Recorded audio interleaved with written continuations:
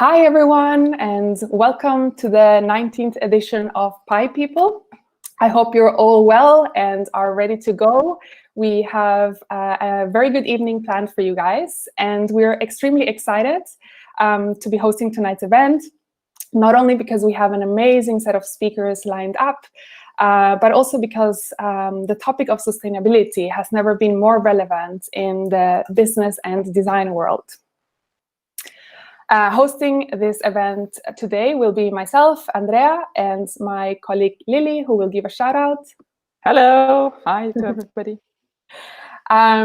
So Lily and I are both extremely passionate about this topic. And when we came together to think about, what we wanted to do for tonight, it was quite clear to us that we basically hear a lot about individual action, but we believe that we can have a much, much bigger impact through our collective work. So today, we really want to give the spotlight to three amazing people who have very different backgrounds, as you've seen, from tech, business, and design. And we want to hear about how they're making their work count. Just introduce Idean for those of you who don't know us very well, or for those of you who might be attending Pi People for the very first time. We are a design and business transformation consultancy. And what that means is that we're a bunch of awesome people. We're collective thinkers, storytellers, and makers aligned to one purpose, to challenge what's possible. I just want to talk about two key facts from this slide. One is that we have an amazing working group, an amazing sustainability working group called Operation Greenfist. So this is where we're kind of developing all of our thinking, and we really proudly use that emoji all the time. And the second one is that we have a lot of office dogs. So I think that this slide is not accurate anymore. So in coronavirus times, I think everyone has been buying bicycles and puppies. So this number of 4 has increased a lot. And I'm so looking forward to going back to the office, to meeting all the new amazing pups that we have as part of the family. Pi People is our signature event where we invite people, where we also talk ourselves, where we share work in progress and our thinking. So the format is normally, of course, it's normally in person, run from our studio. We're doing it remote now for the foreseeable future. But what's great about Pi People is the community and the awesome crowd. So big shout out to you guys, especially if you are joining again and you have attended previously. So as always, with an event like this, and especially with a topic like this, sharing is caring. So don't be shy, use those handles to tag us. Let's spread the word and keep the conversation alive. And our marketing team is super eager to see what you guys are saying about the event. Okay, so let's move over to the good stuff. Let's talk about the topic itself. I think we think it's quite clear that we can't really look or shy away from, the topic of climate action, climate change anymore. And as with many, many things that have been happening, in the last couple of weeks and months, it's really interesting and really positive to say that this is a time where voices are being heard, where people are waking up, where concrete action is taking place. So climate risk is real, and we really believe that moving to a sustainable economy is the challenge of our time.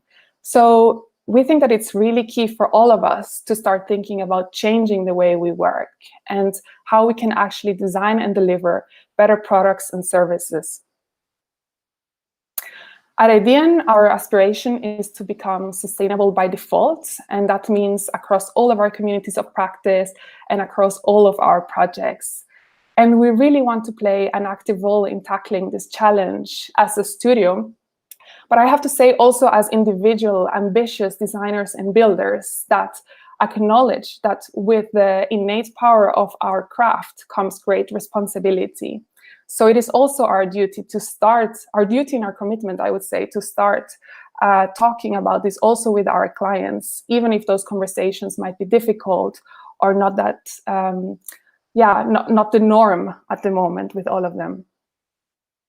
So We have a lot of exciting stuff happening in the pipeline at the moment. Some of these things I've listed here. And what we want to say is that we know that this is not perfect, and this is not all, like this is just the beginning of our path. And we know that there's so much more we can do. And we are so motivated and so willing to do that. So today we are here to start that conversation with a community of like-minded people, because we believe that this is something that you cannot solve by yourself. This is really a collective effort. So please shout out, start a conversation with us. We'd love to learn more from you guys as well. Okay, so enough about me. Let's get started. And Lily will take you now through the running order of the night. Yeah. So first up, we want to do an interactive exercise because it helps us to know you a little bit better. And then after that, we would have Celia, who is co-founder of Dame, and will talk about how she launched a sustainable female hygiene product. Afterwards, we will hear from our very own Sean, talking about creating a more climate positive internet.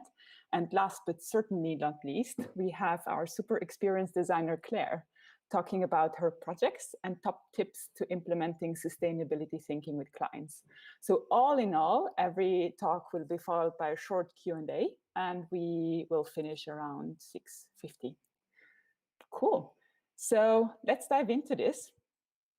You all probably experienced that streaming events don't allow for much interaction apart from posting your questions and comments in the chat. So please do that.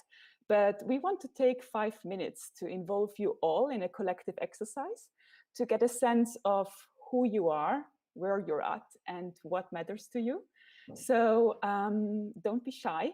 I would like to invite everybody to participate. It's pretty straightforward, and it's also anonymous. So take out your phone and go to menti.com, entering the code that you find here, which is 594532.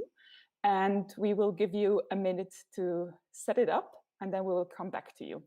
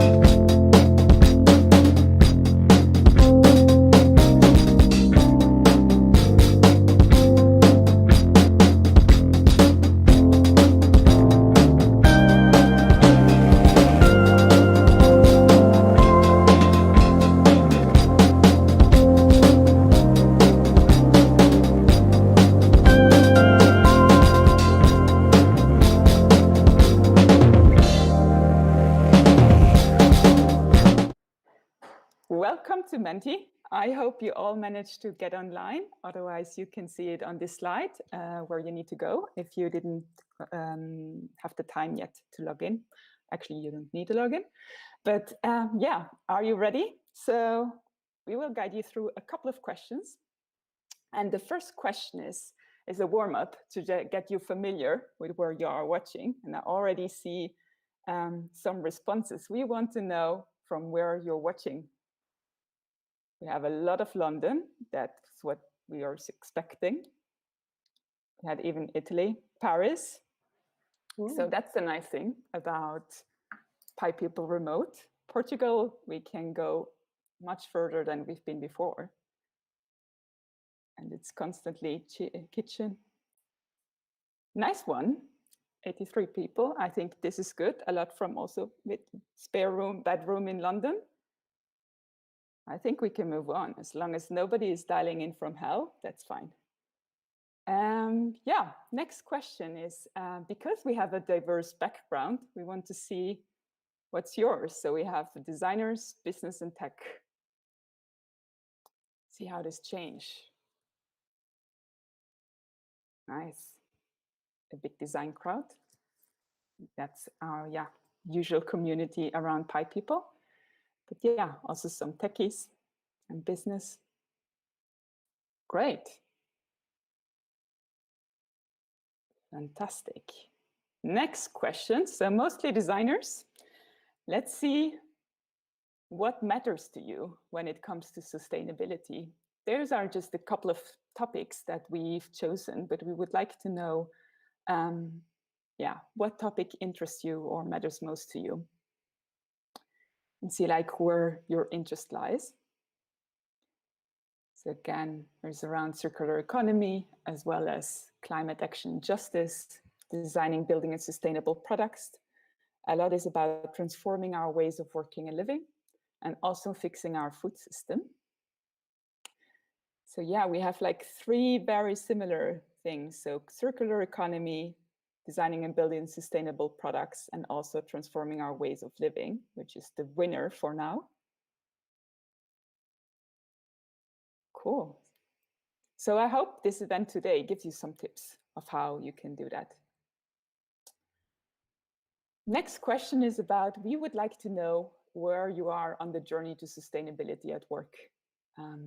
So again, those are just like 4 things, like no clue, just listening in because I like Pi people. So those are our like dear fans. Yeah, we have quite a lot of people who are changing their ways of working, but want to do more. And also some people who already have a practice that is pretty much sustainable.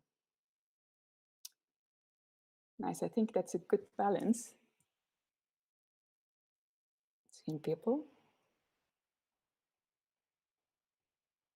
And the next question is, I think in one word, we would like to know what is blocking you from making your work more sustainable. You can use also a couple of words, but yeah, let us know what are the barriers that make it so hard to implement it. Uncertainty, that's certainly currently a big theme. Capitalism, company structure, the boss, so also things around the organizational structure, around time, knowledge, money. It's constantly changing, interesting to see. So yeah, knowledge, clients. I think today we actually will present you quite a few things. Leadership, investment, insufficient knowledge, unemployment. Yeah, choice, know-how. It's nice to see the topics that emerge from now. And I'm happy to see that the biggest one is knowledge, because that you're in the right place. And the last question, we want to finish on a high with this exercise. So one word, a couple of words that describe what has been a highlight so far on your journey to sustainability. COVID, yeah. Lockdown has definitely contributed to giving nature a breather. Wonderful people, community. Extinction Rebellion, it's great to see other people getting involved and more.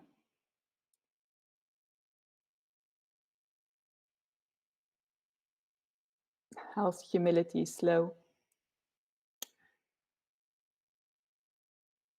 Policy, I think that's again, yeah, the important topic to address because they can unblock a lot of things. But I see that the central theme is really about community. So that's great. And it's great to have you around because I also believe that we can only do this all together.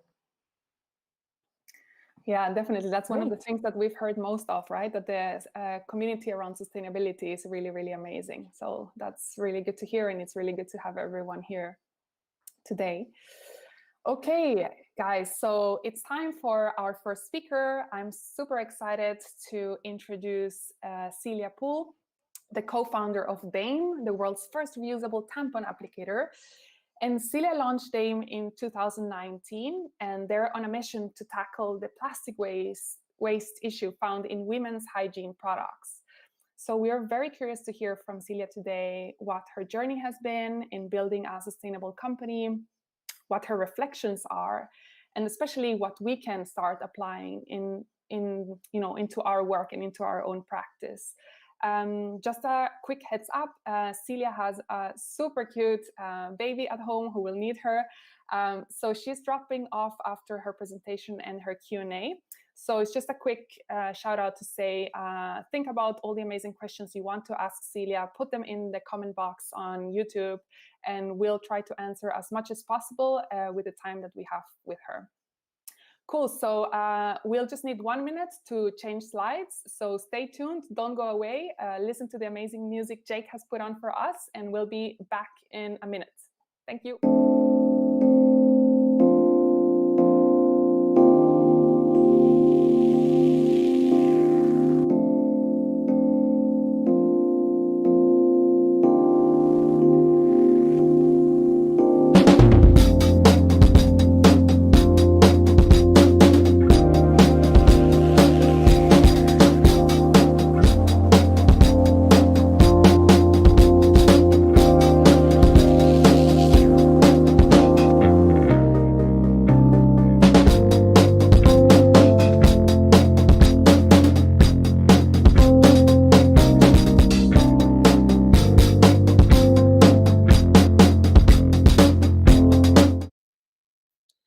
Hi, I'm Celia, and thank you so much for having me today. I just want to start this off by saying never in my life did I think that I would grow up to sell tampons. It 100% was not in the game plan. I never thought that I would be working or disrupting an industry that looked like this, because this is what the tampon aisle at the supermarket looks like. And never did I realize that I'd be disrupting it to change it to a product that looks like this. Now, this is our reusable tampon applicator designed to tackle the massive issue of waste in this industry. On average, there are 1.3 billion of these plastic applicators thrown away in the UK alone every year. And the reason which originally got me into it was this: the hiding the tampon up the sleeve, the period shame around it. But in fact, as I went along my journey, it became a lot more about this, plastic waste.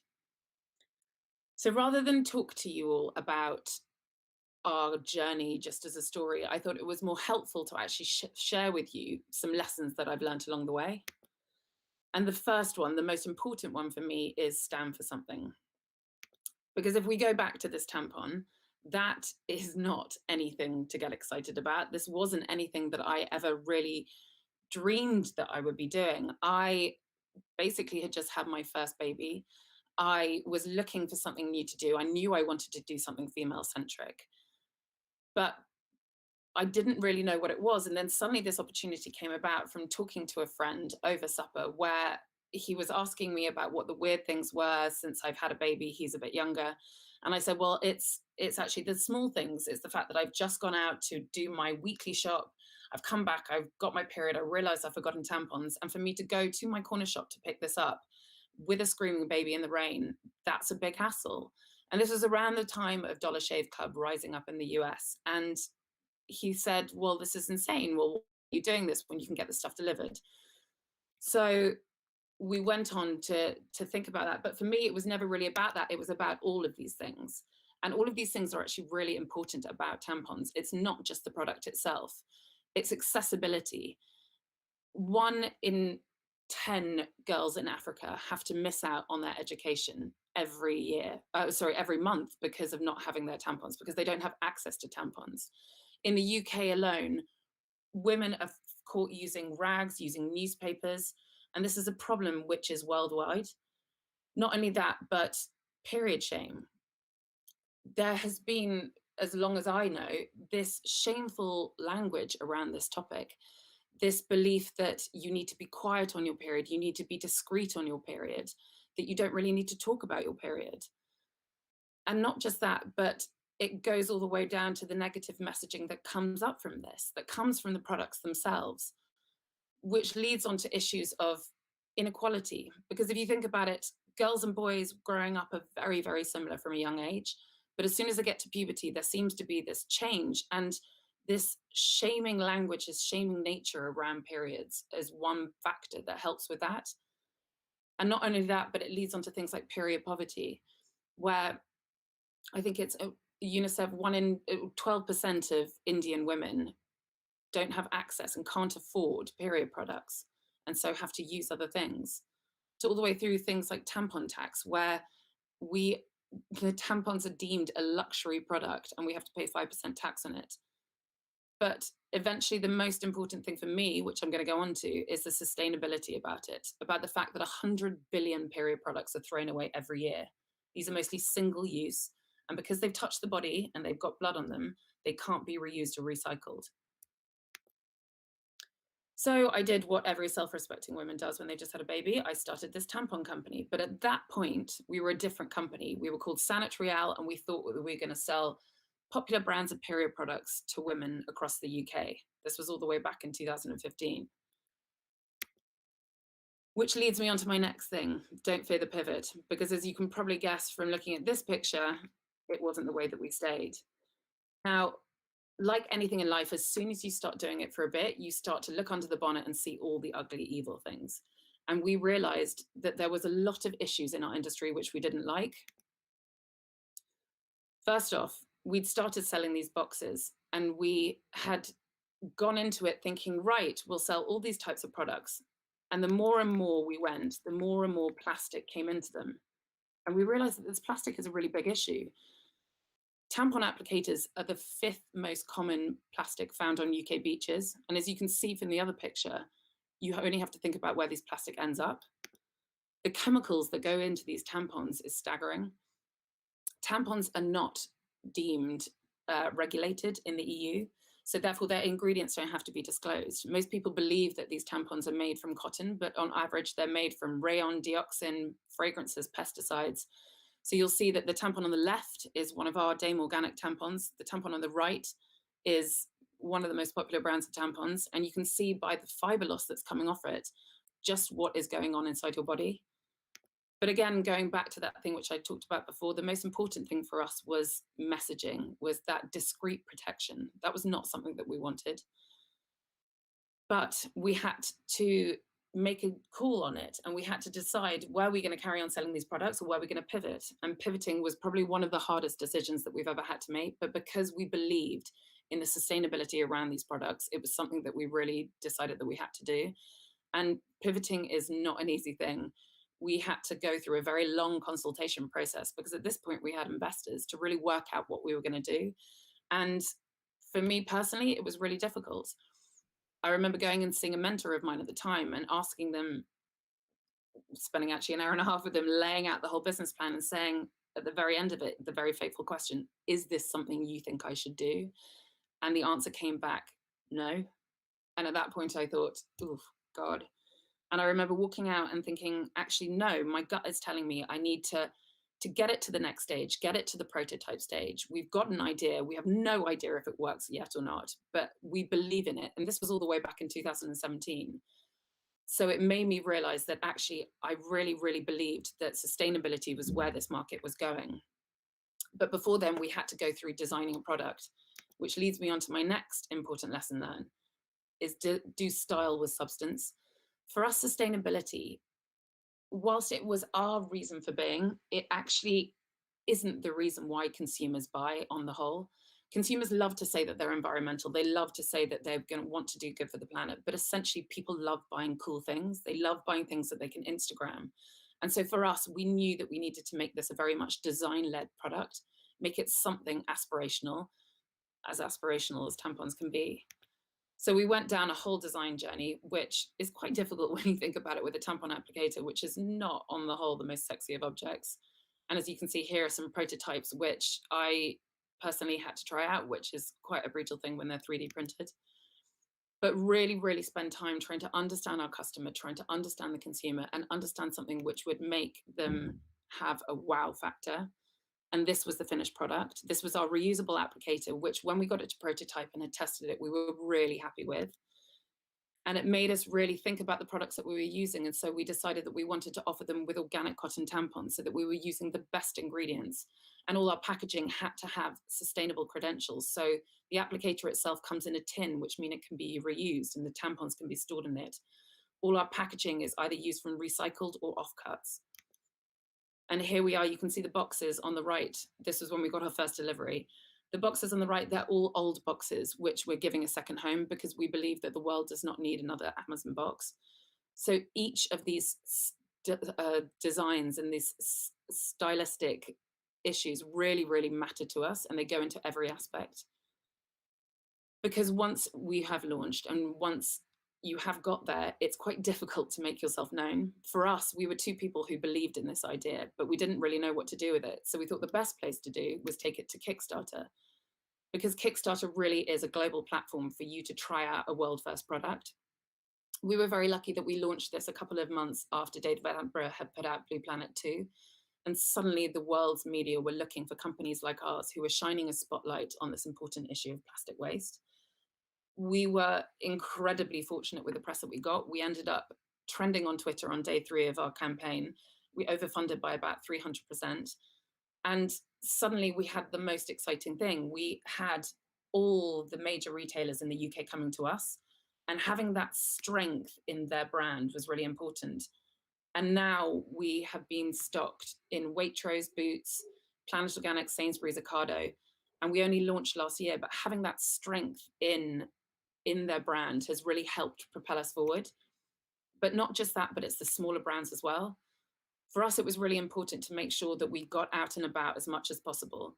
So we tried to sample in as many places, and those little sample packs you can see are all made from offcuts of our boxes, but really make sure that we're talking to the consumer and educating the consumer so that they understand what we're doing.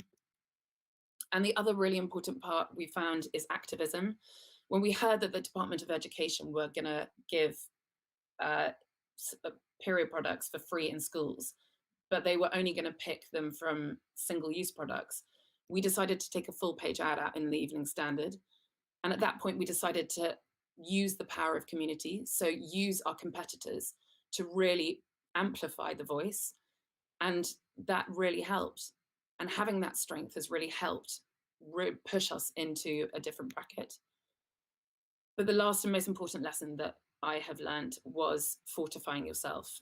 Because when you have sustainability and when you have innovation, you suddenly realize that the world is looking at you, and actually those big corporations who you're fighting against suddenly try to jump on the bandwagon and greenwash.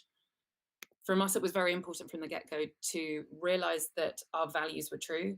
And when we heard about B Corps, it was like a lightning bolt, and we knew that they very much aligned with our values and aligned with business as a force for good.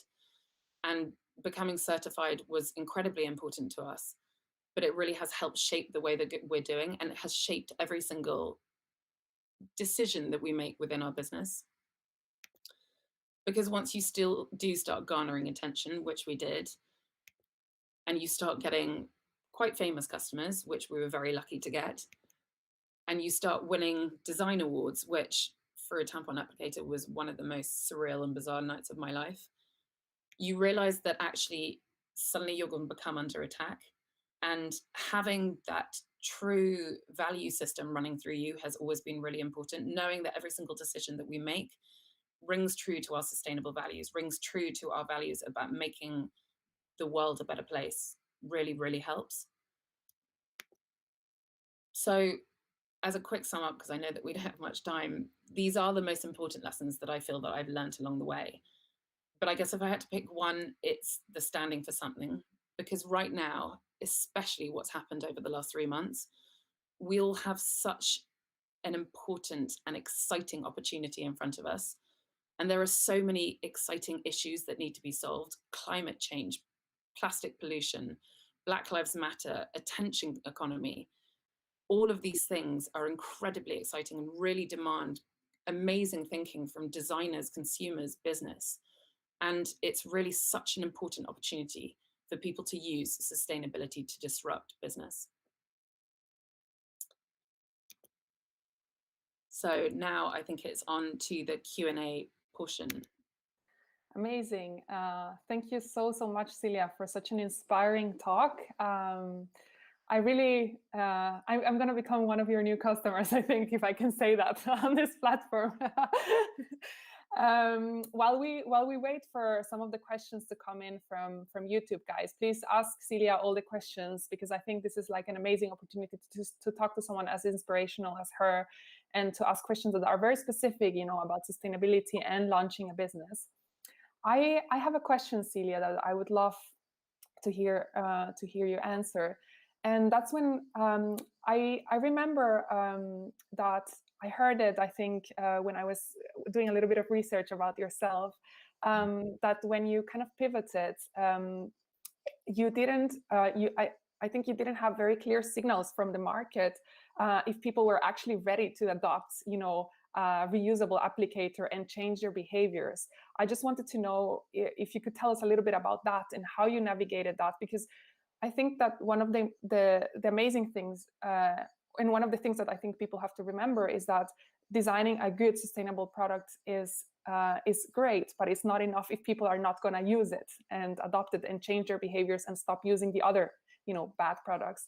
So I'm just curious to know, you know, like what the challenge was and how you overcame it, like with what thinking or what methodologies. Totally, and you're right. There's a lot of issue around solution first, problem second, and really it needs to always be problem first. I think for us, we could very much see in our research from our consumer base and also from external research that there was such a kind of feeling around people being concerned about the plastic waste that these products are causing. But we could see from the evidence that we had from our consumers that they just weren't buying the reusable products. And we knew that because we were selling them and no one was buying them. And I think also going out into the wider market, we could see that increasingly women were using reusable water bottles, reusable coffee cups, but we were amazed that they weren't using reusable period products here. And so I guess it was part learnings and part leap of faith, because we just felt, you know, if people are using it here, why aren't they doing it here? And there must be a reason. And for us, working out that reason was habit change, that people were just too scared to move from, let's say, a tampon, which they'd used all their life, all the way over to a menstrual cup, which was a very, very different proposition. Mm-hmm. That was the thing for us, because we knew that, okay, right, what we need to do is make that step change really, really small, make it really, really simple. And for us, our applicator looks and feels like an applicator, in fact, smoother than a normal applicator. But the only difference is you don't throw it away. All you have to do is run it under cold water. There's no boiling, sterilizing. There's no massive behavioral change that they need to make. And I think that was a really, really important point. Okay, and did you have to communicate a lot of those benefits, or did you find that people adopted it quite easily? Well, I think we approached it very much from barriers to entry. So what are the reasons why people aren't going to use this? And the big ones were hygiene. You know, is this thing going to be hygienic if I'm reusing it? And also, how am I going to clean it? How am I going to wash it? Where am I going to wash it? For the hygiene aspect, we went deep into it. We made sure that we used medical engineers. And we also, within our materials, made sure that we were using Sani polymers, which are essentially sort of a natural self-sanitizing antimicrobial property, which is, for us, it's actually zinc. And that was really important. So we can actually then say to people, like, this applicator, it actually has properties in it that are self-cleaning. Whereas going on to the washing part, again, like I said before, we wanted to make sure that it didn't have to be boiled. It didn't have to have harsh chemicals used on it. It literally just needed to be rinsed under cold water. And even if people didn't do that, that if they had to stash it away and then wash it later, that was okay too. It was all just about removing those barriers to entry and making the product look beautiful in order to draw people in. Okay, amazing. Thank you so much. Lily, do you want to maybe read out some of the questions from YouTube? Yeah, so one of the things, Anka, is she's curious about the distribution system for the product. Can you explain a little bit about it and how you went about then also to grow it and scale it? Well, it's a funny thing, because like when we started again, and you know, I should say that we had everything planned, but it has been learning as we've been going along. We originally thought that we would do this on our website as an e-commerce thing, and then slowly go into retail after a few years when we built up our brand. But the Kickstarter was a real gear shift. Like I said, suddenly we had all the major UK retailers coming to us and actually to this date, we've been incredibly fortunate that we've never asked for a meeting. We've always had people come to us. And I think we were fortunate in the fact that the retailers were looking for something different. You know, traditionally this category has been dominated by one or two players. So if you're a buyer, it's something quite exciting for them to come and look at. But that retail, that dual sales channel for us was really important, because whilst the e-commerce side we can very, very sort of easily control, and we control the narrative, the customer journey and experience, the majority of people are used to buying these things in shops. And even if they are getting it through us and through our subscription service, if they run out, we need to have somewhere they can go and buy it when they're out and about. So that distribution aspect has always been very, very critical. But we were very fortunate from the very beginning that we were given a leg up in it. Okay, that's amazing. Let me just read out another question that we have. How is your product accessible to some of those groups that were mentioned at the beginning of the talk? So I imagine that's like the girls that you mentioned that didn't have access to these things. So yes, so what we do is, because our product costs money, what we make sure we do is we partner with different charities. So we partner with amazing charities like Bloody Good Period or Brick Charity, to make sure that we can donate our products so they can get out there. And actually, we've got new products in the pipeline which will very much tackle this issue around period poverty, because essentially the amazing thing about reusables is you can use them again and again, and they should, in essence, if designed well, last for years. So therefore, you're not having to buy these things repetitively. And it's something that's really important to us, because period poverty holds women back. So we want to make sure that we can either donate or offer a solution to women that makes sure that they're not being held back. Yeah, that's really good, because I think that's also part of sustainability. It's not just environmental one, it's also social one, right? And that's really amazing. That's really good to hear. And I guess it's all of these things that you have to think about as a company. I think we will just go to the last question, because I'm conscious of time and we have two more speakers as well. So a couple of people are really curious, Celia, what's next in your kind of like roadmap? What's happening next for Dame? Sure. So Dame, at Dame, we believe in period products for the planet. There are 3.5 billion people out there who, for a large portion of their life, will get a period, and a lot of them aren't being served right now. It's a lofty mission, but it's somewhere we want to go. And, as everyone probably knows, some people know, tampons are not the only thing that people use. So we really want to be pushing ahead and offering women across the globe access to these products, whether it be through them purchasing them through us or through some charity initiative, but really making sure that we can serve every single woman. Okay, amazing. I think a couple of people have a product question, Celia, about the product itself. Where could they maybe find some of those answers, just because we don't have so much time? Sure. So you can find answers at our website, which is wearedame.co, or you can email us any questions at hello@wearedame.co. And we also have our Instagram, our social handle, which is Dame for Good. Perfect. Celia, thank you so much for joining us. It's been such a pleasure. You are such an inspirational company, and we would love to keep in touch with you as well. Well, thanks so much for having me. And sorry, I have to shoot off now. It's okay. Your baby is super cute, so I understand why. Thank you, Celia. Thank you. Great. So next up, we have Sean. Sean is part of our team as lead QA, and he's brought a very interesting lens to our sustainability working group. The fact that actually the digital services that we build might contributing to the climate crisis much more than we ever thought of. So as part of a team who builds digital products, we really want to rethink about how we can do it and how we can create internet that is climate positive. So in a couple of minutes, you will hear more from Sean. So stay tuned, grab a drink, some nibbles, and see you there.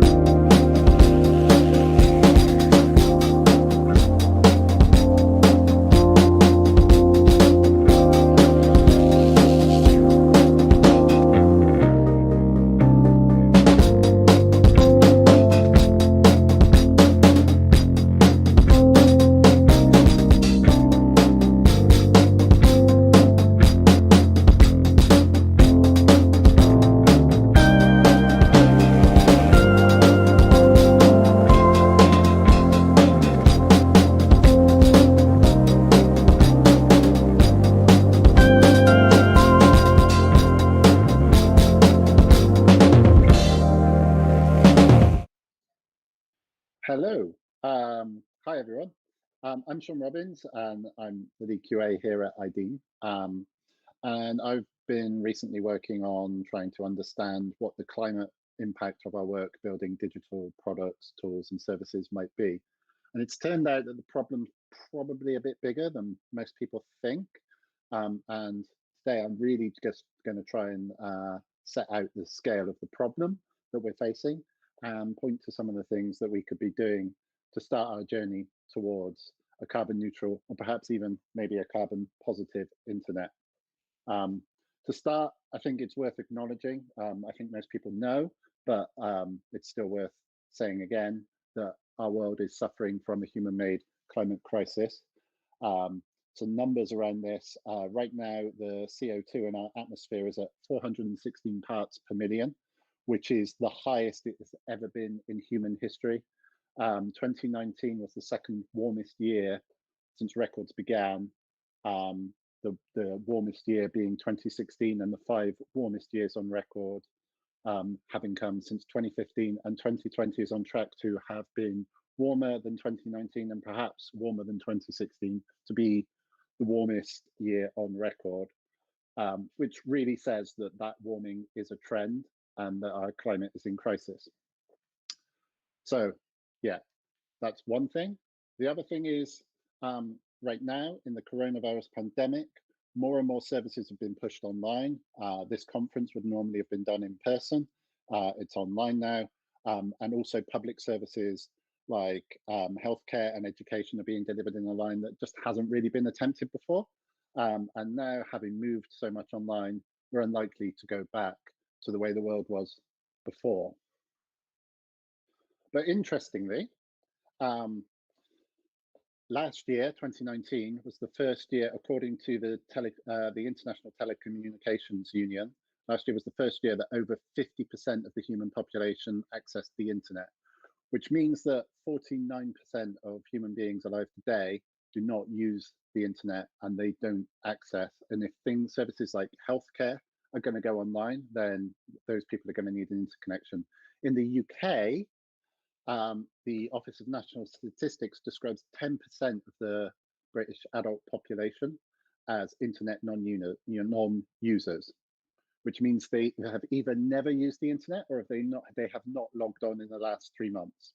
Those figures are from 2019, so perhaps the coronavirus has forced that to change. But still, as it stands, 10% of the adult UK population cannot really access online services. So there remains the case that right now there is a large divide between those who can participate in the digital economy and those who cannot. So the good news of that is that the internet has room to grow. There is a strong economic case for bringing more of those people online, but then clearly a moral case. If healthcare is going to be online, if education is going to be online, then people need to have internet connections. And we're thinking right now, as a population, our economy has been taking a hit and has had to change as a result of the coronavirus pandemic. Bringing people online who have not been there before and making them more active economic actors could be one of the ways to find a way to return to growth. So how big might that opportunity be? Well, the World Bank has some estimates that about 35% of the population in developing countries has access to the internet. Increasing that, they say, to just 75% would lead to about $2 trillion being added to the world economy, a growth of 1.4% of GDP, and that's just a small slice of what may be possible. So what has internet connections and the climate crisis got to do with each other? Well, the internet has been estimated to contribute something like 1 billion tons of CO2e to the atmosphere. Some estimates are even higher, as much as 1.7 billion tons of CO2, which would be about 3.2% of global greenhouse emissions.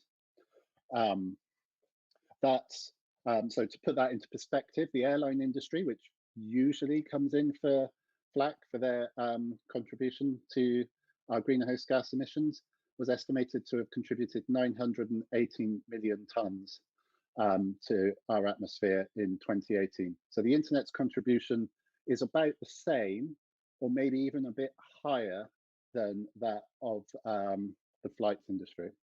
So what does this mean? In my opinion, what this literally means is that we're going to have to have more online services and serve more people, but start producing less CO2.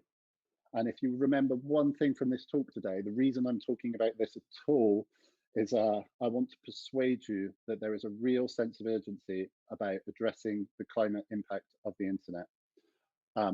So how might we do this? There's a few ways of addressing this. We can try to use energy more efficiently. We can try to source renewable energy wherever we can for our services. Where we do have emissions, we can and should offset those. And we really need to end the upgrade culture of electronic devices. So digging into that. As it forecasts show that by 2025, as much as 1/5 of all the electricity on Earth may be used for the internet. And to try and be more efficient about the energy we use, we should be using tools like SEO and good usability to make it easy to find what you want. Stop making me decline offers of random updates from your browser into my browser that I don't want. Don't make me load lots of pages to get to the content I want. Don't make me click through many, many pages to ultimately get to the detail I want, the number 7 that will astound me, which inevitably doesn't astound me. Use SEO and good usability to guide people to the right thing. Don't make me download your kitchen sink. Today, the average web page is about 300. Sorry.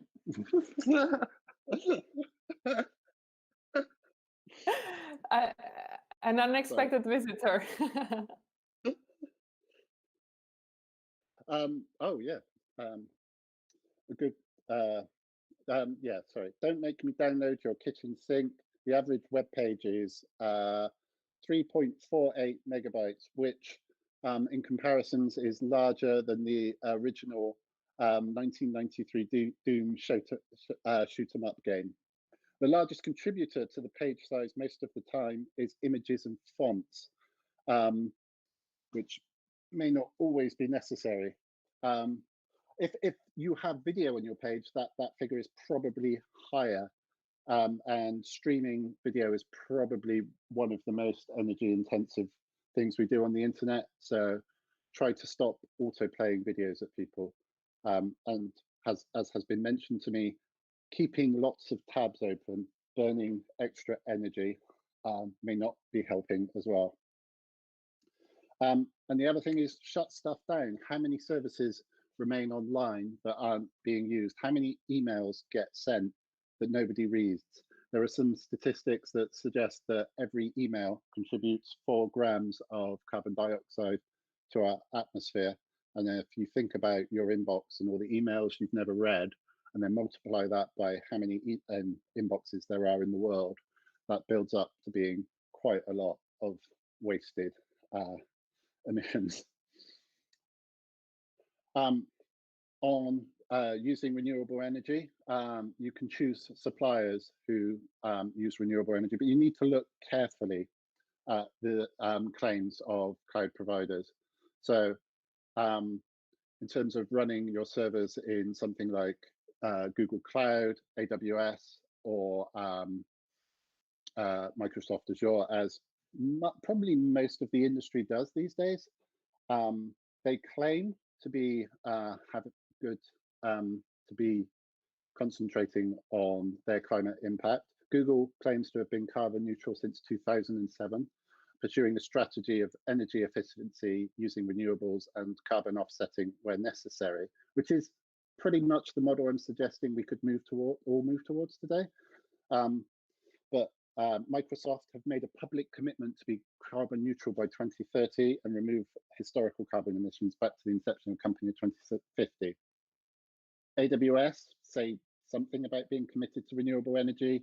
In 2016, they achieved 50% of the energy from their data centers coming from renewable energy, they say, but they've actually in an argument with Greenpeace right now, where they've entered into a war of words over extending their data centers in Virginia, where the energy is not coming from renewable sources and probably won't be for the foreseeable future. And all of these companies have recently been identified by a campaign called Big Tech Loves Big Oil, where all of them are contributing through services they provide to the fossil fuel economy.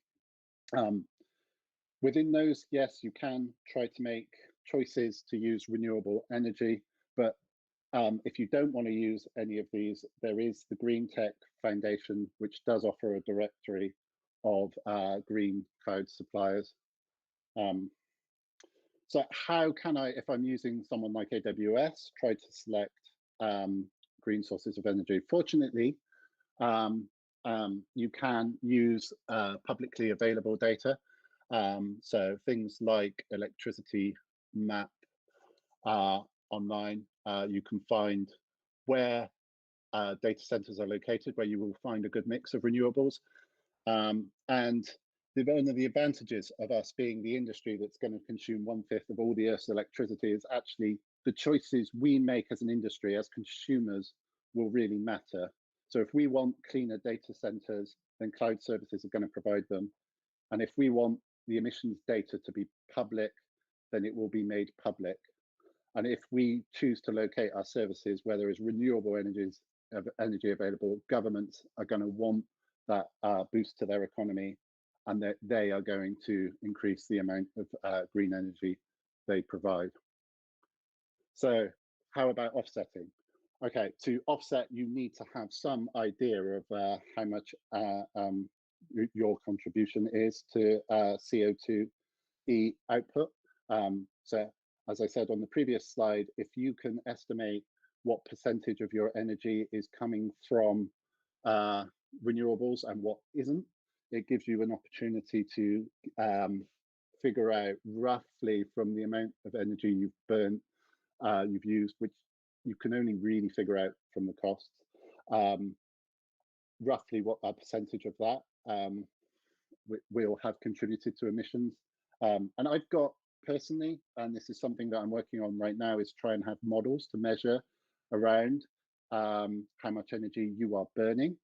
But someone said to me, rather than doing that, just estimate by timesing it by about up to 1/5 of 20%, and then offset that. And that doesn't add too much cost to your offsetting initiatives, really depending on what offset options you use. Yeah, and as I said, we need to end upgrade culture. So probably, I think most people upgrade their phone once every year, once every 2 years. But building these products relies on materials, precious metals like gold, which has to come from climate damaging industries like mining as it stands today. And instead of designing entire new devices, the model we really need to be moving to is modular devices that we can repair and upgrade by replacing components.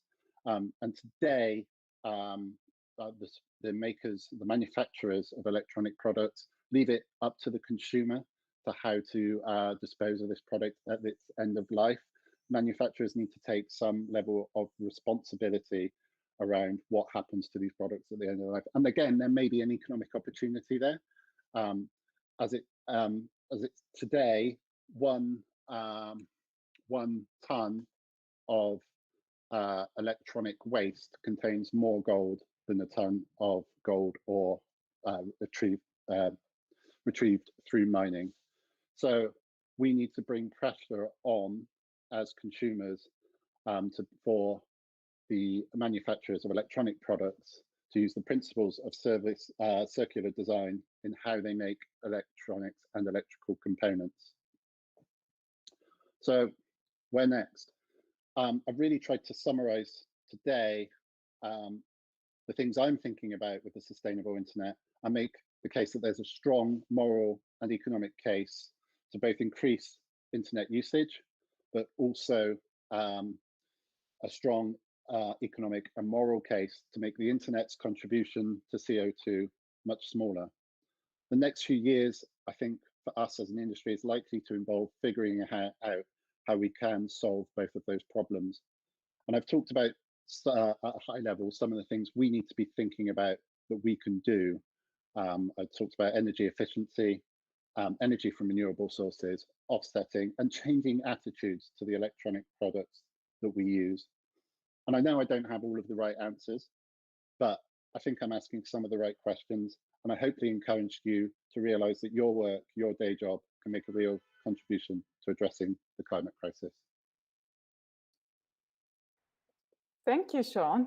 This was amazing. I think there were some pretty strong facts. And though I really feel excited about the fact that more and more people can access internet, I also after this, I experience a strong digital guilt of how I use, and also now we're streaming a video and how much we are actually creating video content.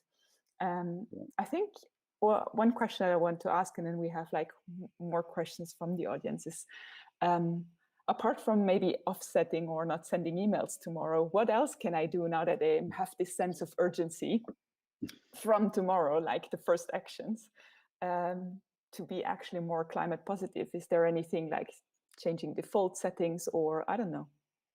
Yeah, so one of the things that's pretty popular, if you change to using dark mode, if you've got an OECD screen, black doesn't actually use any energy because it doesn't need to use energy to generate the pixel for that. So a lot of people, for climate positive reasons, are switching to using dark mode. I've tried it myself. It doesn't work on every website. So again, it's something maybe we need to think about, is allowing that and making that enabled and possible, and make it a consumer choice how the site is delivered to them in terms of the color scheme. Yeah. I think a couple of questions that are coming up is also around, for example, Chiara saying as a freelance designer, to implement sustainable web design and not being able to code, and sometimes relying on site builders who don't allow you to choose where you do the green hosting. Or also Cheryl saying, yes, the cloud automatically synchronizes everything rather than you choosing what you want to synchronize. Any advice or suggestions on this?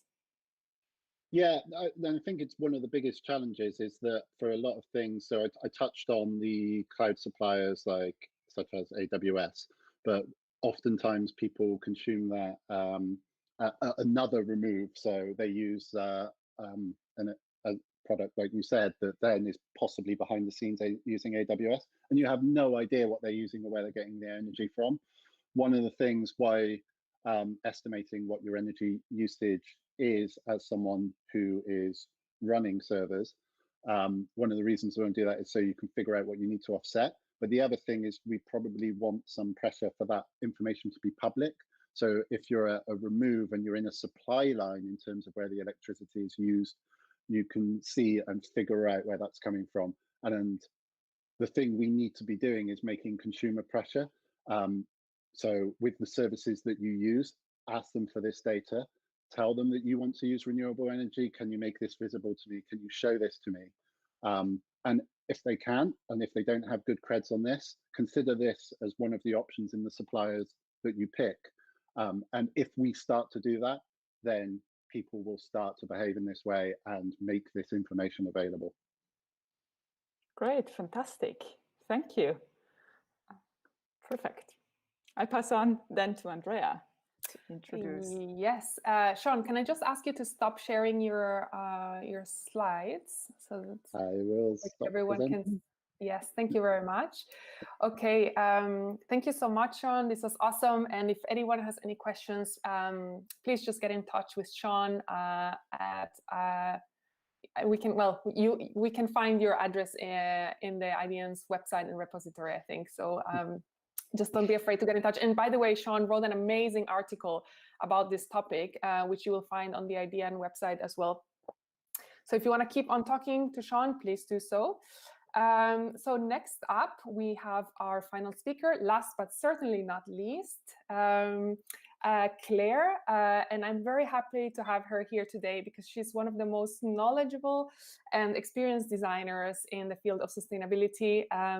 Nowadays, you will find Claire running Department 22, which is a consultancy specializing in food waste.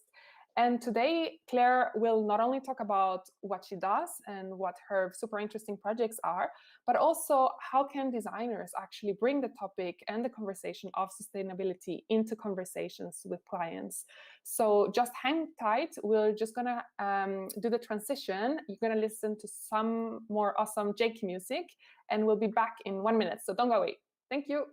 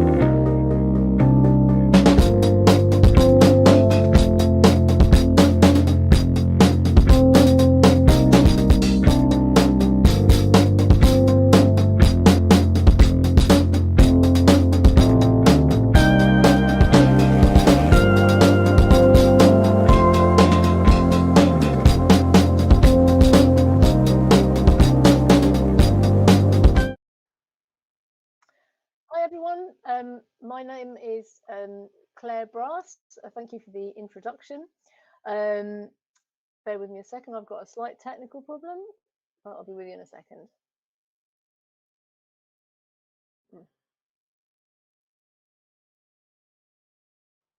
Right, yeah, so my name's Clare Bass. I'm a co-director of Department 22, and I used to be a product designer. I lived in Italy until 2003, and at that point, I got really fed up with the amount of junk I designed, and I moved back to the UK so that I could try to do something about it. And Department 22 was set up in 2016, and it's all about imagining and designing new narratives for a better 22nd century. And we help companies in the food sector use innovation and creative thinking to take on circular economy challenges. And what we want is to create a world with a resilient food systems that have no waste and that restore the environment and keep people healthy. So our current linear economic food system is destroying ecosystems, is decimating biodiversity, and ultimately ruining our health. And we started Department 22 to find new circular ways of, driving food industry. And this is about redesigning products and systems and services. And of course, what we're all interested in is a better future for people, for business, and for the planet. Change is really, yes. I think we have an issue with the slides because we can't see you going forward. We're still on the title slides. Oh, right. So okay. if you want, we just stop for a second and figure it out. No, that's okay. I think I think it's moving on now. I think it's working now, yeah. So I just want to explain how I ended up from living in Italy, earning a great living, designing this kind of thing, super expensive, beautifully manufactured, high-end, completely useless storage jar by a very well-known Italian brand, to this kind of thing, which is collecting and composting other people's food waste and selling the resulting compost and soil improver to London garden centres, to this, which is designing systems to enable a takeaway restaurant to eliminate its single-use packaging. There is this supreme irony in the fact that design is so traditionally focused on aesthetics and is so desperately ugly behind the scenes. So there's this kind of aesthetics on the front and behind it's just, landfill basically. And as a designer, I wanted to make my work make a difference. I wanted to go from creating this to creating this or something similar. And this is the thing that drove me to change the kind of work I was doing and who I was doing it for and how I was making a living from it. So when I started Department 22, with a former student and a former Ellen MacArthur Foundation mentee. I went back through all of the work that I'd done myself since I'd been in the UK, and all the work that I had supported other people doing. I'm not going to go into these in any detail, but looking back on all of these amazing projects, what I realized was that a huge amount of it was either about food or it was about shit. And sorry if that is, but actually what I realized is that shit is kind of all about food as well. And then I realized that, a lot of my work is focused on this, and that food is connected to everything. And it kind of makes sense because, human life in general is really particularly focused on eating. Surviving is eating. So food is something that we're all absolutely, have to do. And how we do it is where there's a great opportunity for design. Actually, I was a bit disappointed to see that only 5 or 6% of people in the Mentimeter exercise thought that food was mentioned food in relation to climate change. Actually, as I will go on to say later in this presentation, food is responsible for 1/4 of our global CO2 equivalent emissions, and so is an absolutely fundamental way of addressing the climate. And just to put to emphasize this as well, just think for a minute how COVID is connected to food at every step of the way. It started in a food market. We saw the food system completely buckle under the pressure of stockpiling just ahead of the lockdown and in the beginning of the lockdown, really disrupting the whole food industry. We saw how food shopping habits changed. Suddenly everyone looking to buy veg boxes and delivery, how the wholesalers to the restaurant industry were totally disrupted, and pivoting and finding new ways of getting their stock to people. We saw people suddenly develop a massive interest in food and cooking, and suddenly food became a really important aspect of our lives in our homes. And we've also seen a burst of interest in people growing their own food, and hopefully many of these things are permanent changes, life-changing habits. And so we decided at Department 22 quite early on that we would focus on food because it is at the heart of some of our most important, most fundamental environmental and social challenges. And there are lots of ways I could have done this, but when I was putting this presentation together, I thought that I would see what would happen if we put the food issue. I don't know if any of you are familiar with this model by Kate Raworth, who's an economist. It's called the donut economics model.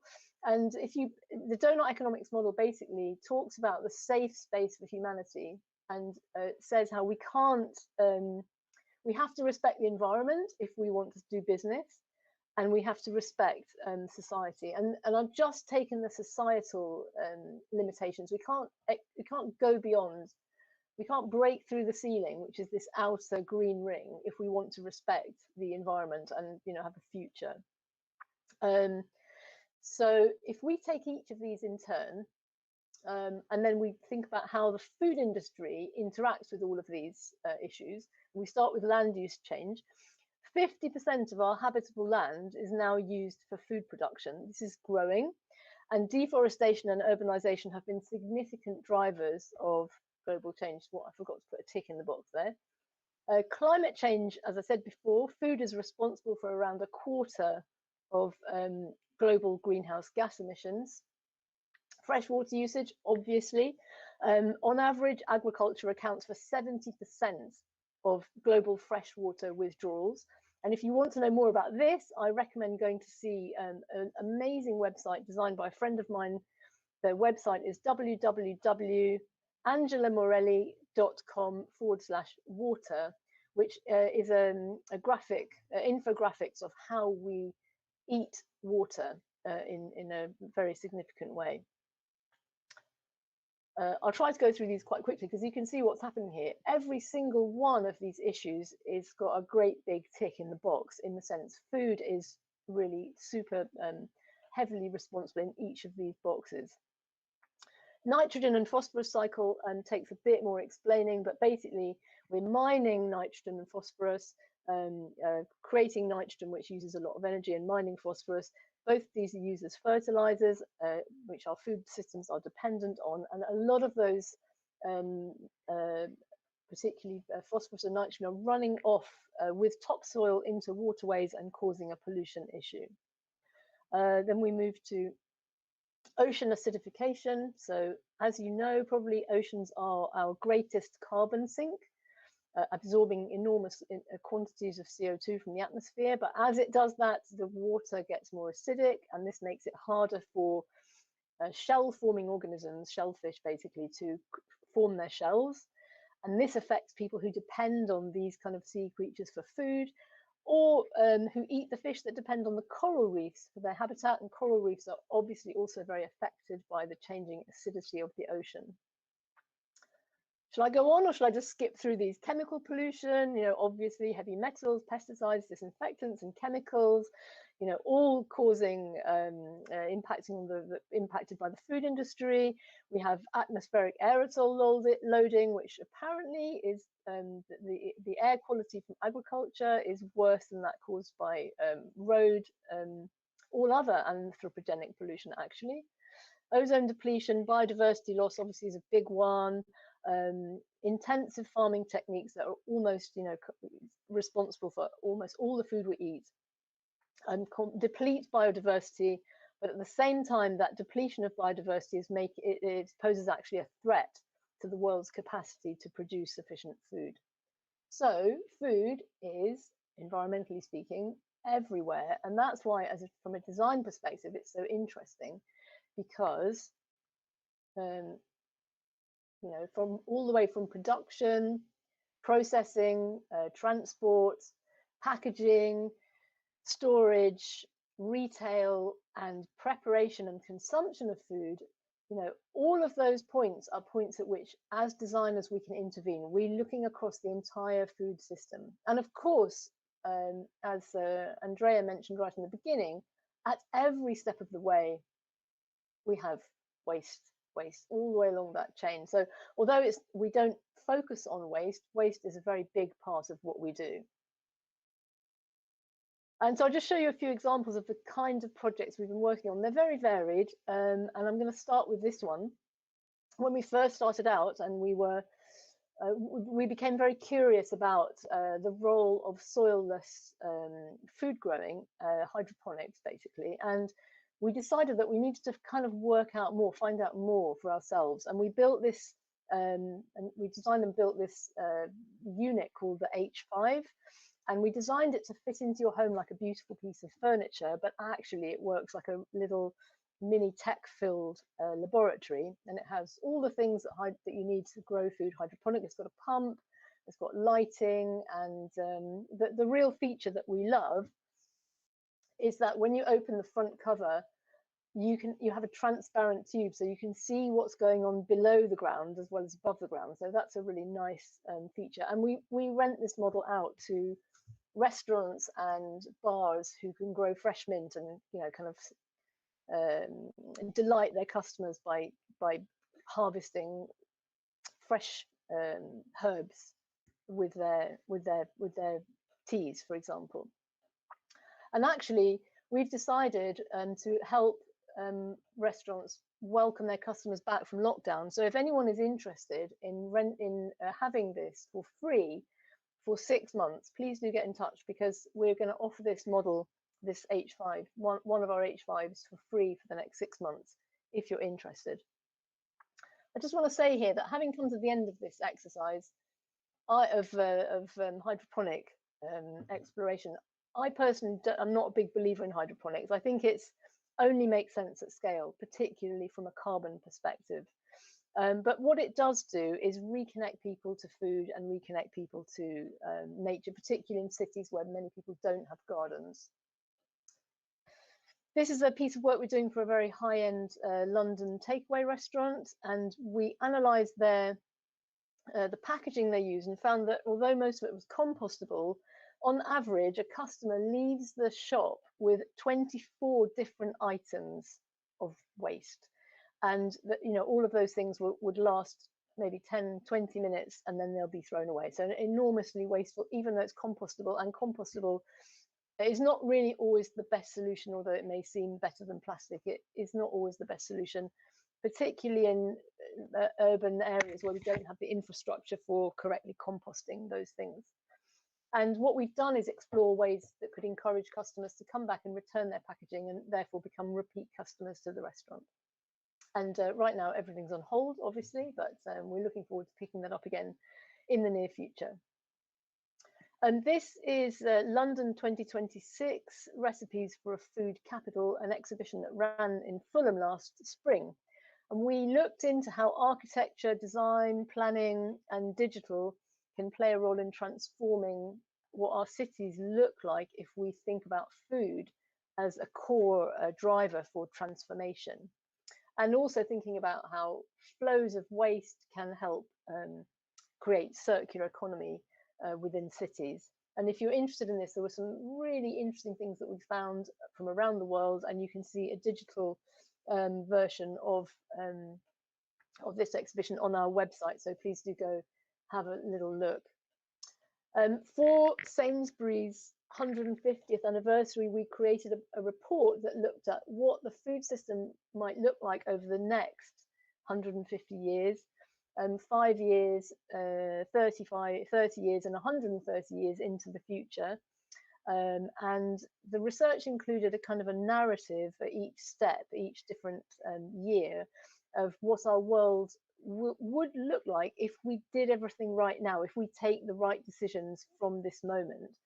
And so we created a kind of a positive roadmap of positive future vision for food. And again, you can download a copy of the report from our website. It was quite a fascinating deep dive into, you know, where we should be going with our food systems and how those futures might be really appealing to customers. And one of our most recent pieces of work was for a leading global business that wants to move into the food sector, specifically looking at an innovative and less environmentally damaging way of farming fish. And we did a lot of qualitative and quantitative research, which took us to fish markets, it took us to fishmongers, and took us to customers, both in the UK and in France. And it was all about uncovering people's perceptions and understanding of how fish is, the meaning of farmed fish, basically. Very, very fascinating. And we've been working with M&S on some future food strategies for the very immediate future.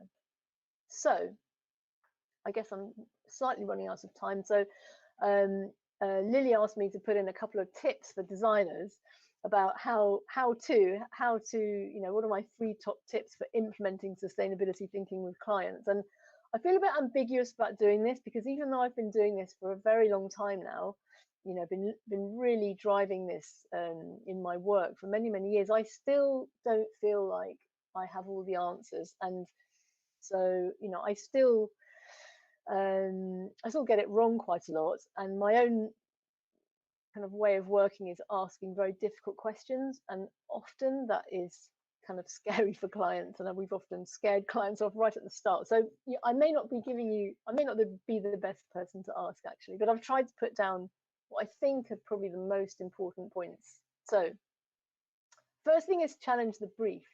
So generally clients do come to you with they generally set the bar a bit too low. You know, they want to make little steps and they don't really want to rock the boat too much, and they set the bar a bit too low. So they want to make bad things a little less bad. But if you make them realize how big a leap they have to make, then you can really scare them off. So challenging the brief is okay, but hold off on the, you know, like the really desperately unpleasant questions, and just bring them in bit by bit. Clients often want quick and cheap wins, and actually quick and cheap wins often don't really get you far enough. And what I call the Donella Meadows effect is really important. And if you've never come across Donella Meadows, you could look at her paper called 9 Ways to Intervene in a System. It's very difficult to read. You'll need like an academic translator, but the essence of the essay is that if something is easy to do, it's unlikely to be very impactful. And impact can only be achieved by systems change, and that is really hard for business. So designers find themselves in this really uncomfortable and difficult space where you don't want to lose a client because you're pushing them too hard, but you don't want your client to do something that in the end is basically not going to make any difference at all. And it's a very endless dichotomy when you're, when your bread depends on it. So really useful if you want to try to convince a client to do more is using business evidence. Unfortunately, there's more and more of this, and things have changed a lot in the last 18 months. And our clients are more aware than ever before of customer pressure. So this has been mentioned by both our speakers, I think. And fundamentally, no business is going to take on any sustainability action unless there's a strong business logic behind it. So it's really important for you to find examples of other businesses, hopefully in a competitive sector to your client, that are taking action and are also taking market share. So if you can kind of show them how they're missing out by not doing anything, that's really, really precious and important. And you can look for examples and statistics, and there's lots of research around changing customer attitudes and increasing market shares. So, explain through numbers of how customers are voting with their wallets. I think that's a very powerful tool. And I learned a lot from a colleague of mine recently, and I was doing a job with her with a new client, and it was the kind of work I don't really feel so confident in, which was, it's not important. So I did this with her, and she's much more of an expert than me, and she was very patient and very knowledgeable and never very rough with the client. But over a series of meetings, she was able to kind of gently demonstrate that if they wanted to succeed as a business, they didn't really have any other choice but to do what she said we should, what we were suggesting they should do. And she never battered them, she never made them feel stupid, but somehow over the course of those few meetings, she turned them around from really getting excited about the idea of doing something. So yeah, it was really good learning for me. Oh, this is a good one. Here we go. There's a shit everywhere with this presentation, but the shit sandwich approach.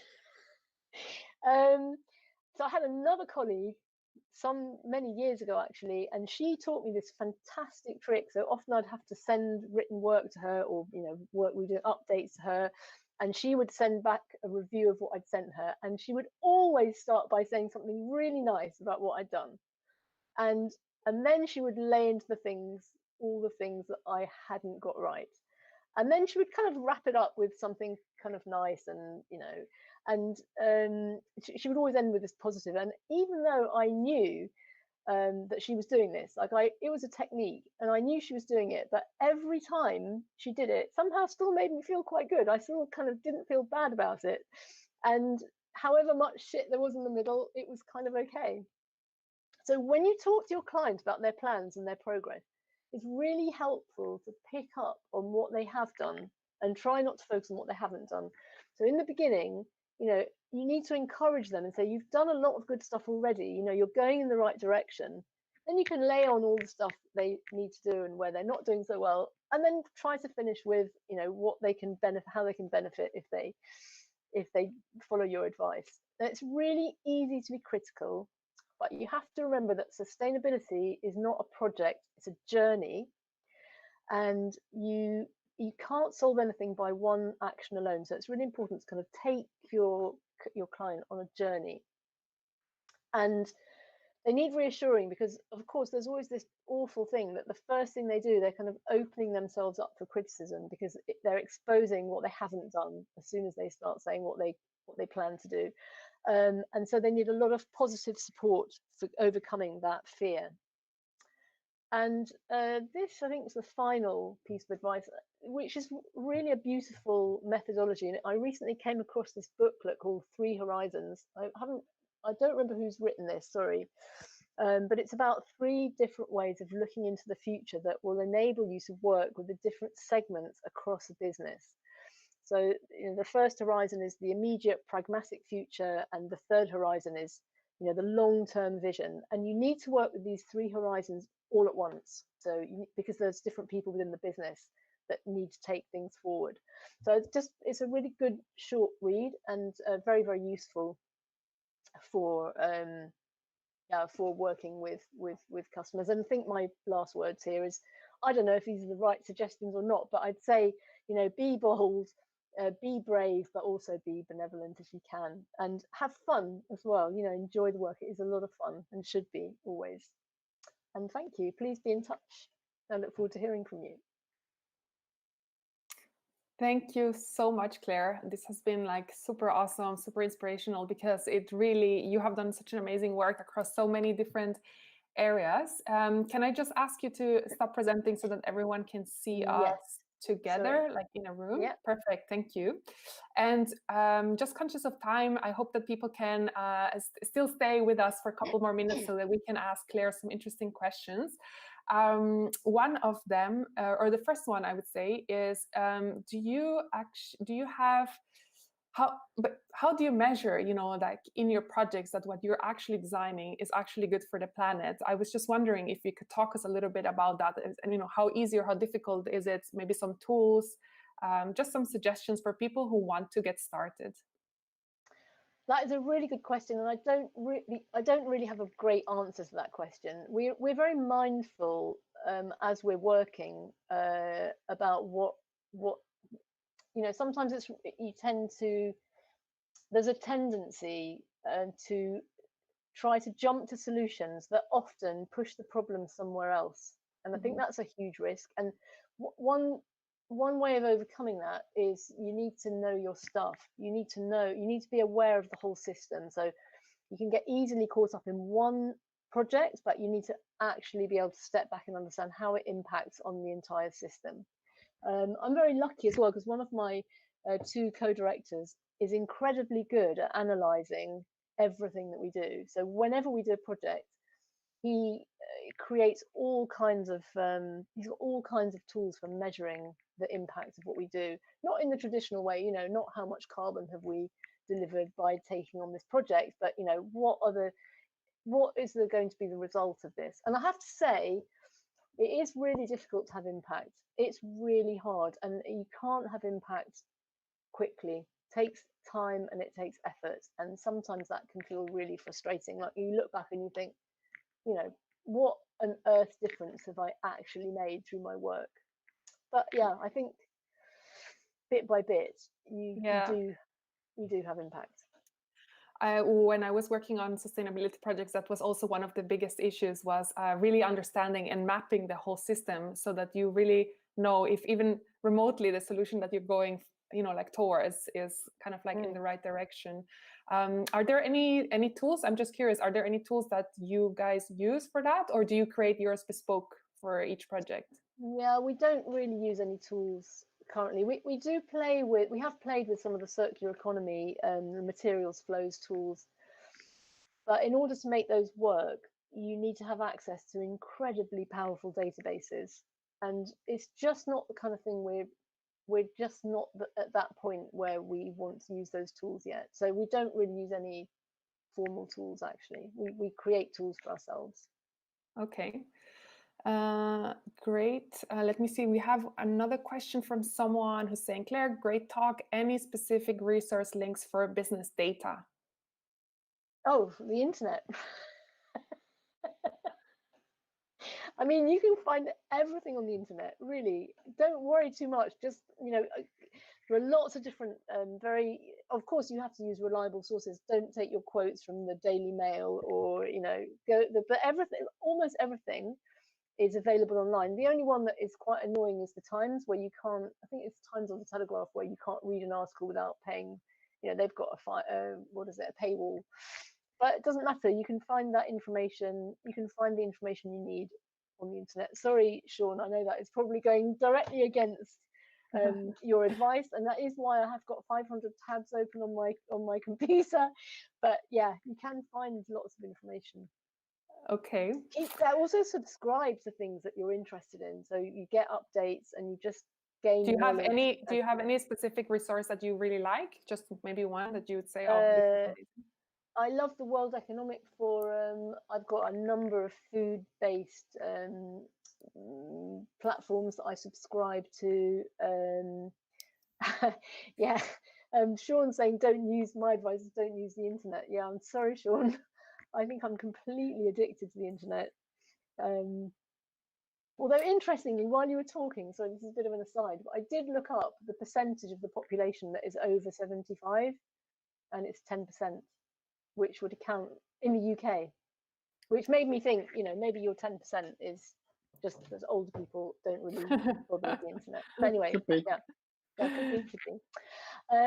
Anyway, specific sites, yeah, there are many, and of course now off the top of my head I can't think of a single one, but no worries. Guardian is great. Yeah, I'm curious, like for any designer who's searching for a topic, how you mentioned that you came to food and so on.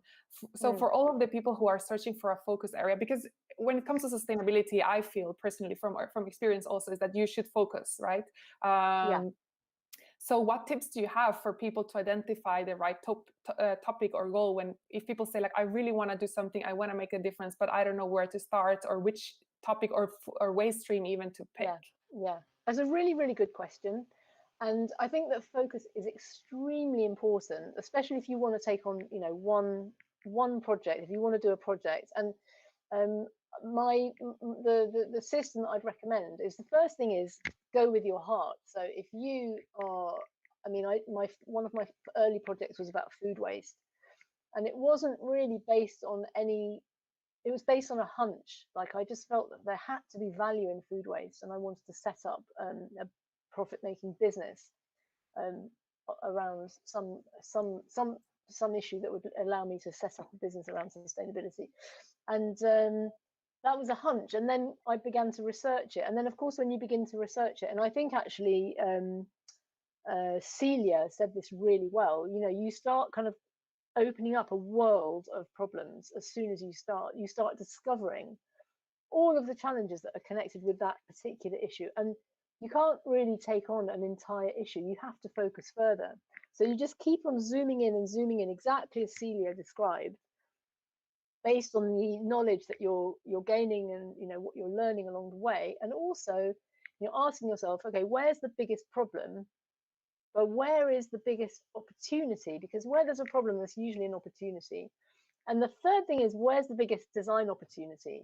And if you can work towards those three things and get narrower and narrower, you will find spaces. I mean, there's so many challenges in the world that there's opportunities everywhere, but it is really important to focus just on one. Thank you so much, Claire. This was absolutely insightful. And I think generally all three talks, if I think one of the things that came up earlier in the Mentimeter exercise, that people are lacking actually the knowledge as one of the biggest barrier to taking action. And I think this evening we got so much insights as well as inspiration and practical tips on how to take action. And I think what I would like just to say to close this up is we should all remember that we have the power to change the world for better. We can demand the better actions from the companies we work with and for. So I think we can definitely do it. One thing that we also would like to help all the people on the journey. So what we will do for everybody who registered for the event is sending out a follow-up email with some links and resources that you can use. And a little goodie bag. Yeah. And then a digital goodie bag. So we will exclude any videos to make it more climate positive. But yeah, we would then really look forward to hearing your stories of action and keep this conversation going, because what you said before is actually the real like the heart of it is a community. And I think Ginny Rometty said it very nicely. She's a former CEO of IBM, and she said, like, be first and be lonely, but we are actually a big community of curious minds, and we can all achieve a lot if we work together and if we share things. So I think I will leave you with that. A special thanks to all the speakers, to everybody who helped organizing this event. I think it was fantastic, and I feel very inspired and ready to take action. And thank you to you guys for organizing. It was really, really great. Very well organized. Thank you, Claire. Thank you, Sean. And thank you to Celia, who is not with us anymore. I think that's a wrap from our side. Thank you for joining. See you at the next Pi People. And yes, keep in touch. Bye, everyone. Bye-bye. Bye. Bye. Bye.